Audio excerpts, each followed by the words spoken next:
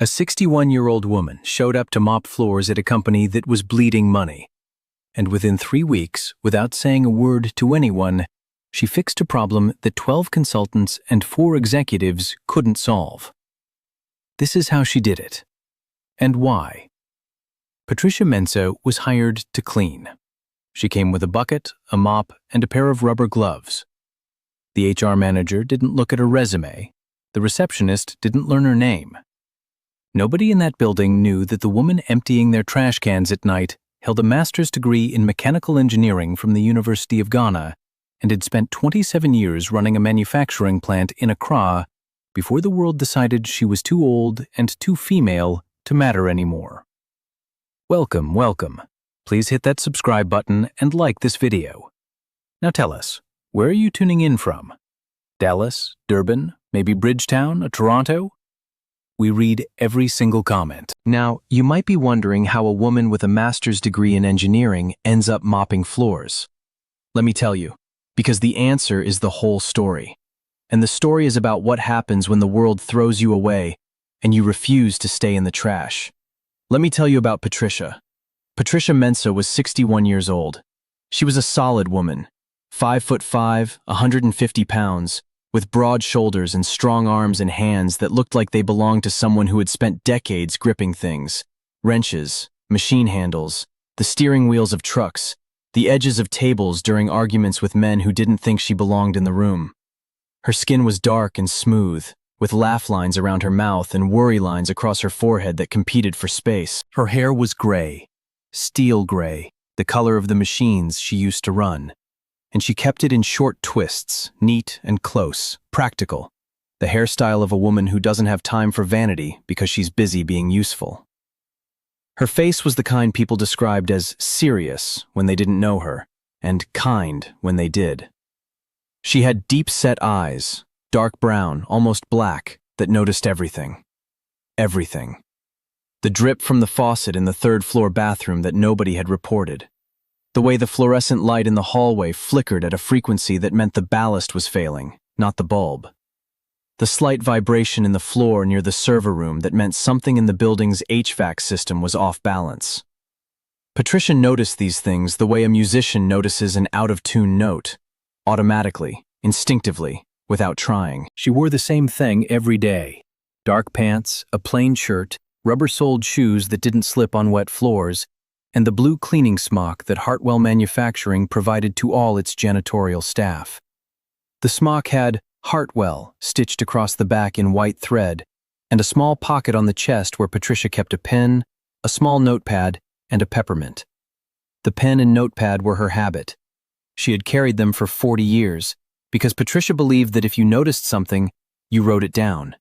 And if you wrote it down, you could fix it. The peppermint was for the taste. Cleaning supplies leave a chemical taste in your mouth that nothing else cuts through. Patricia had come to America 18 months ago. She came from Accra, Ghana, where she had lived her entire life. 60 years in a city of noise and color and ambition, in a country that was building itself from the ground up, in a job that she loved with every fiber of her being. She had been the operations manager at Asante Manufacturing, a mid-sized factory that made industrial valves, pumps, and pipe fittings for the mining and water treatment industries. She ran the plant floor, 300 workers, 27 years. She started as a junior engineer at 34, late because she didn't get her master's degree until she was 32, because she had spent her 20s raising her daughter alone after her husband died in a road accident when the child was 2. Her daughter's name was Abina. Abina was the reason for everything: the degree, the job, the 27 years of 14-hour days and weekend shifts, and the relentless, grinding, unglamorous work of keeping a factory running. Patricia worked so Abina could eat. She worked so Abina could go to school. She worked so Abina could have the life Patricia's own mother, a market trader who sold yams and plantain in the Makola market, had dreamed of but never reached. Abina grew up brilliant and ambitious. She studied computer science at the University of Ghana, won a scholarship to Georgia Tech for her master's, and got a job at a tech company in Atlanta. She married a good man, an American named Marcus, an accountant, quiet and steady. They had a son, a boy named Kwame, who was 3 years old and had Patricia's eyes. When Abina called and said, "Mama, come to America, come be with Kwame, come rest," Patricia went. Not because she wanted to rest. Patricia didn't believe in rest the way she didn't believe in horoscopes, with a practical skepticism born of decades of hard evidence that rest didn't pay the bills. She went because Kwame was her grandson, and a grandmother's place is wherever her grandchild is. But America did not want Patricia's skills. America wanted her mop. She applied for engineering positions. 14 applications, 3 responses, 0 interviews. She was 61 years old. Her degree was from Ghana. Her experience was in a factory that American hiring managers had never heard of, in a country they couldn't locate on a map. Her resume, 27 years of managing 300 workers, maintaining production schedules, troubleshooting mechanical failures, reducing waste, improving output, went into the same digital recycling bin as every other overqualified, under-recognized immigrant's resume. She applied for manufacturing jobs. Same result. Maintenance positions. Same. Quality control. Same. The world had looked at Patricia Mensah, master's degree, 27 years of experience, a mind that could diagnose a pump failure by the sound it made from 30 feet away, and it had said, "You are a 61-year-old African woman with no American experience. Here is a mop." Patricia took the mop, because Patricia took whatever was available and made it work, the way she had made everything work her entire life. Her marriage after her husband died, her degree after everyone said she was too old, her factory after the CEO said a woman couldn't run a plant floor. Patricia did not waste time being insulted. She wasted time on nothing. Time was too expensive for waste. She got the cleaning job at Hartwell Manufacturing through a temp agency. Hartwell was a mid-sized company in Marietta, Georgia. They made precision metal parts for the automotive and aerospace industries. CNC machining mostly, computer-controlled cutting and shaping of metal into components that had to be exact, because when a part goes into an airplane engine, close enough is not a concept anyone wants to hear. Hartwell was struggling. Patricia knew this before she finished her first shift, because Patricia could read a company the way a doctor reads an X-ray, by looking at what was underneath the surface. The signs were everywhere. The parking lot was half empty at 8 in the morning. A factory that should have been running at full capacity had vacant spaces. The break room had a bulletin board with a "Employee of the Month" frame that hadn't been updated in 7 months. The bathrooms, Patricia's direct responsibility, had paper towel dispensers that were the cheap kind, the kind companies switch to when they're cutting costs on everything, even the things that tell employees whether management respects them. But the biggest sign was on the factory floor. Patricia's cleaning route took her through the production area every night between 9 and 11, after the day shift left and before the skeleton night crew arrived. She mopped the floors. She emptied the oil catch trays. She wiped down the machines, the big CNC lathes and milling machines, each one the size of a car, humming with residual heat even when they were off. And she listened. She listened the way she had listened for 27 years in Accra, to the machines, to the sounds they made, to the sounds they should have been making and weren't, to the absence of sounds that should have been present. Because machines talk if you know how to listen. They tell you when they're happy and when they're sick and when they're about to fail. A bearing that's going bad makes a high-pitched whine that you can hear only if the rest of the factory is quiet. A coolant system that's losing pressure makes a clicking sound, rhythmic, faint, like a clock running slow. A spindle that's out of alignment makes the whole machine vibrate at a frequency you feel in your feet more than you hear with your ears. Patricia felt it on her first night, a vibration, coming from Machine 7, a large CNC milling machine in the center of the floor, the newest one, the most expensive, the one that ran the most critical jobs. The vibration was subtle. Most people wouldn't have noticed it. The day shift operators, who wore ear protection and stood at their stations for 8 hours in the noise and heat, definitely didn't notice it. The maintenance crew, who were down to 2 people because Hartwell had cut the department in half to save money, didn't notice it either. Patricia noticed it because she had spent 27 years listening to machines the way a mother listens to a sleeping baby. with every cell of her body tuned to the slightest deviation from normal. She wrote it down. In her notepad. Machine 7. Vibration. Low frequency. Possible spindle misalignment or bearing wear. Check coolant flow. She didn't tell anyone. Not yet. She was the cleaning lady. Nobody asked the cleaning lady about machine vibrations. Nobody asked the cleaning lady anything except, "Did you refill the soap in the men's room?" But Patricia kept listening. Every night, for 3 weeks, she mopped the floors around Machine 7, and she listened. She timed the vibrations. She noted when they got worse, during heavy cutting cycles, when the machine was under maximum load. She noted when they got better, during light operations, when the stress was lower. She wrote everything down. Pages of observations, precise, detailed, the kind of notes that an engineer writes, not a cleaner. And she started to understand what was wrong with Hartwell Manufacturing. Machine 7 was producing defective parts. Not obviously defective, the parts looked fine to the naked eye. They passed initial inspection. They went in the boxes, onto trucks, and out the door to customers. But they were wrong.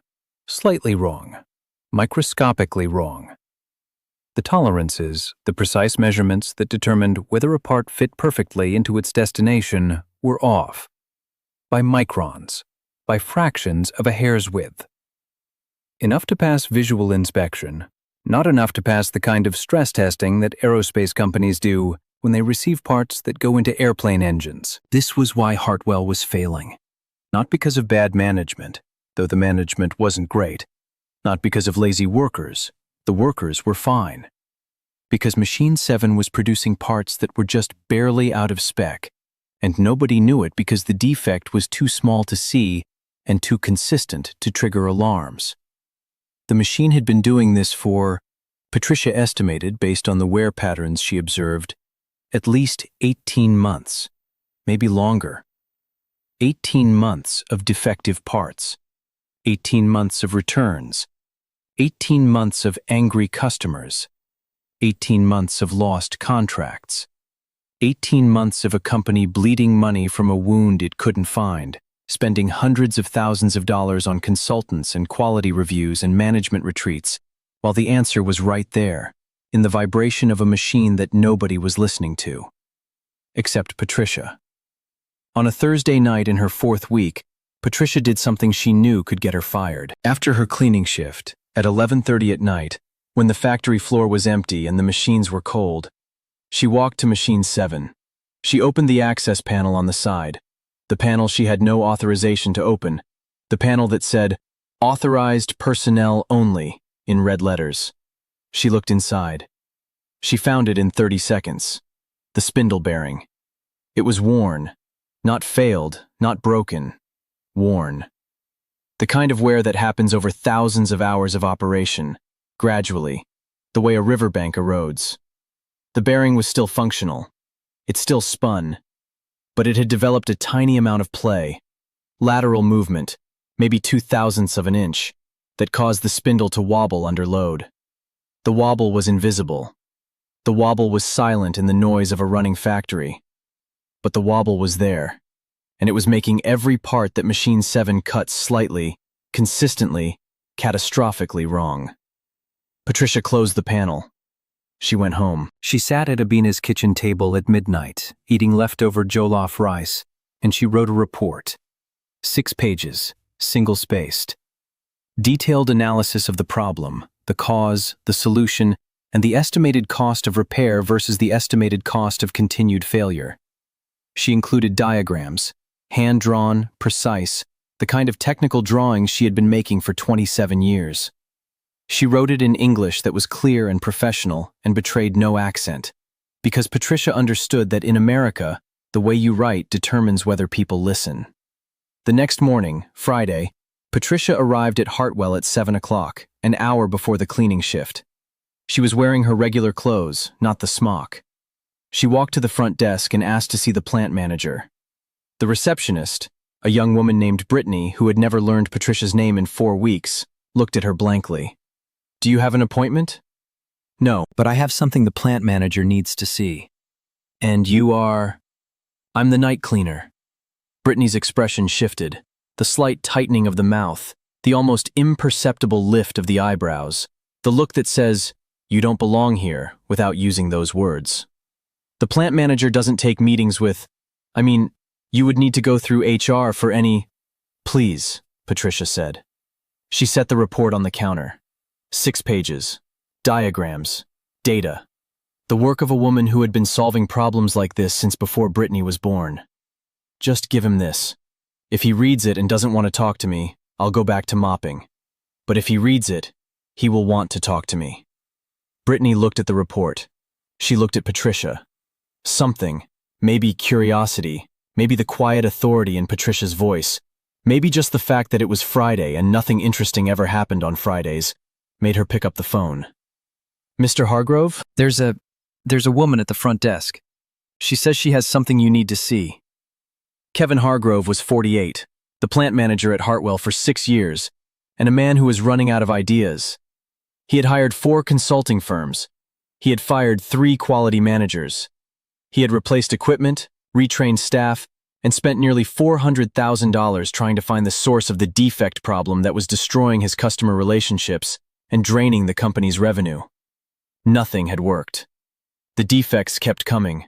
The returns kept piling up. The aerospace clients were threatening to leave. He came to the front desk because he had nothing to lose. He took the report. He read the first page standing up. He read the second page sitting down.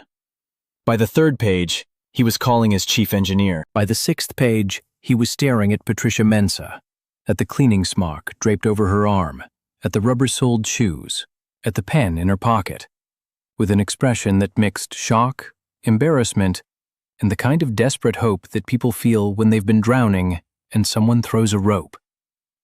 "You wrote this?" he said. "Yes." "You're the night cleaner." "I am." "This analysis, the spindle bearing, the lateral play, the tolerance drift, this is exactly the kind of diagnosis I've been paying consultants $200 an hour to find. For 18 months. Nobody found it." "Nobody was listening to the machine," Patricia said. "They were looking at data on screens. They were reading printouts. But nobody walked onto the floor at 11 o'clock at night and put their hand on the machine and felt it." Hargrove stared at her. "Who are you?" Patricia straightened her back. She was 5'5". She looked 6 feet tall. "My name is Patricia Mensah. I have a master's degree in mechanical engineering from the University of Ghana. I managed a manufacturing plant of 300 workers for 27 years. I can diagnose a pump failure by the sound it makes from 30 feet away. I can read a production schedule the way you read a newspaper. And for the past 4 weeks, I have been mopping your floors and emptying your trash cans because nobody in this country will hire a 61-year-old African woman to do the job she was born to do." The lobby was silent. Brittany's mouth was open. A delivery driver standing near the door had stopped moving. Hargrove looked at the report. He looked at Patricia. He looked at the report again. "Can you fix it?" he said. "The bearing needs to be replaced. It's a standard part, costs about $400. The replacement takes 2 hours. After that, machine 7 needs to be recalibrated. Full recalibration, spindle runout check, axis alignment, tool offset verification. That takes another 4 hours. I can do all of it myself, but I would prefer to work with your maintenance team so they learn the process and can catch this kind of wear early in the future." Hargrove didn't hesitate. "When can you start?" "I started 4 weeks ago. You just didn't notice." Patricia fixed machine 7 that afternoon. She put on coveralls, borrowed from a maintenance tech named Jerome, who was 6 inches taller and whose coveralls hung on Patricia like a tent. And she walked onto the factory floor with a toolbox and the quiet authority of a woman who had been doing this work since before most of the people in the building were born. She replaced the bearing in 90 minutes. She recalibrated the machine in 3 hours. She ran test cuts, 6 of them, each one measured with a micrometer, each one coming back perfect. Within spec, dead center. The kind of precision that makes machinists nod with respect. Jerome watched the whole thing. He was 32, had been the maintenance tech for 4 years, and had never seen anyone work the way Patricia worked, with a patience and precision that was almost meditative, each movement deliberate, each tool handled with the confidence of someone who has used it 10,000 times. "How did you know?" Jerome asked. "How did you know it was the bearing?" Patricia set the micrometer down. She looked at Jerome. "I listened. The machine told me." "Machines don't talk." Patricia smiled. The kind smile, the one that transformed her serious face. "Everything talks, Jerome. Machines, buildings, people. The question is whether anyone is paying attention." Within 2 weeks, the defect rate at Hartwell dropped to near zero. The parts coming off Machine 7 were perfect. The returns stopped. The aerospace client, the big one, the one that represented 40% of Hartwell's revenue, called to say the quality was back. The contract was renewed. Hargrove offered Patricia a job. Not a cleaning job, a real job. Quality Assurance Manager. Salary, $85,000 a year, plus benefits. An office on the second floor with a window that looked out over the factory floor. A nameplate on the desk. Patricia Mensa, QA Manager. Patricia looked at the offer letter. She looked at Hargrove. She said, "I have one condition." "Name it." "Jerome, the maintenance tech. He's smart, he's hardworking, and nobody has ever taught him how to listen to machines. I want to train him. I want him to be my second in command. And I want his salary raised to match his value, not his job title." Hargrove agreed. Jerome got a raise, 20%, and a new title, Assistant Quality Assurance Manager. He didn't know about the raise until he saw his next paycheck. He walked to Patricia's office, holding the pay stub, his eyes wide. "You did this?" Jerome said. "You earned it. I just made sure someone noticed." Jerome stood in the doorway for a moment. Then he said, "Nobody's ever done that for me before. Nobody's ever gone to the boss and said, 'This guy deserves more.'" Patricia picked up her pen. She had work to do. A full audit of all 12 machines on the floor, each one needing the same careful listening that Machine 7 had finally received. "That's because nobody was paying attention, Jerome. But I am. And now you are too. That's how it works. One person notices.